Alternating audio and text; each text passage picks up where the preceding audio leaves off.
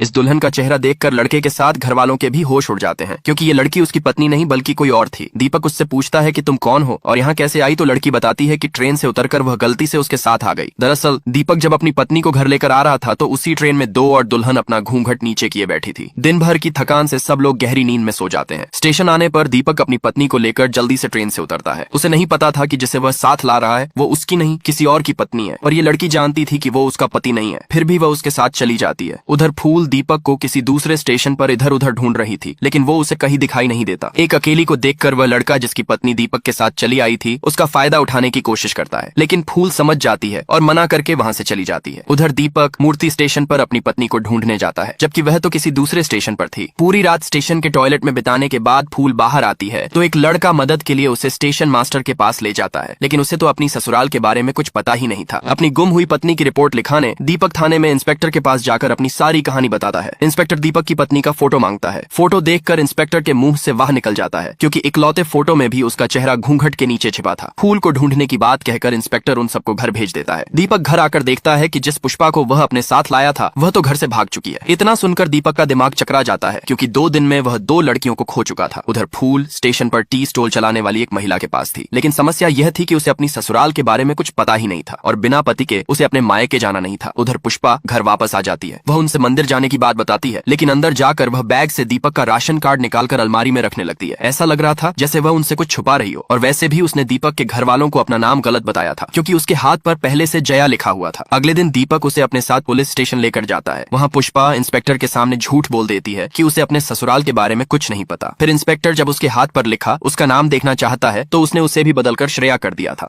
लेकिन इंस्पेक्टर उसकी चालाकी समझ जाता है। पुष्पा जब जाने लगती है तो इंस्पेक्टर उसका असली नाम जया लेकर आवाज लगाता है। नाम सुनकर वह तुरंत पीछे मुड़ जाती है। उसके मुड़ते ही इंस्पेक्टर को पक्का यकीन हो गया था कि ये लड़की जरूर कोई झोल कर रही है। उधर फूल अभी भी रेलवे स्टेशन पर ही थी और टी स्टॉल चलाने वाली इस महिला के काम में अपना हाथ बटाने लगती है। इधर पुष्पा का पीछा करके इंस्पेक्टर उसके बारे में जानकारी जुटाने की कोशिश में लग जाता है कि आखिर क्यों ये लड़की अपनी पहचान छुपा रही है, लेकिन काफी मशक्कत के बाद भी उसके घंटा हाथ नहीं लगता। अचानक एक दिन दीपक का भतीजा पुष्पा का फोन ढूंढ लेता है, जिसे पुष्पा ने सबसे छुपा कर रखा हुआ था। पुष्पा उसे गेम खेलने का लालच देकर उसके बारे में किसी को कुछ भी बताने से मना कर देती है। तभी उसे बिस्तर के नीचे से दीपक के भाई का एक स्केच मिलता है, जिसे दीपक की भाभी ने अपने हाथ से बनाया था। उसे पता चल गया था कि दीपक की भाभी एक अच्छी आर्टिस्ट है, तो वह उससे अपने लिए एक स्केच बनाने के लिए कहती है, लेकिन उसके बारे में किसी से भी बताने से मना कर देती है। दीपक के इंतजार में फूल के हाथों की मेहंदी भी अब सूखने लगी थी। छोटू उससे कहता है कि ऐसे कब तक इंतजार करती रहेगी, तुझे अब पुलिस स्टेशन जाना चाहिए। लेकिन फूल को लगने लगा था कि इतने दिन अलग रहने पर क्या दीपक उसे अपनाएगा। इतना सुनकर मंजूमाई गुस्से में फूल से कहती है कि अगर वह तुझे अपनाए तो इस बार तू ठुकरा देना, क्योंकि वही तो तुझे अकेला छोड़कर गया था, और फिर वह उसे कुछ पैसे निकाल कर देती है।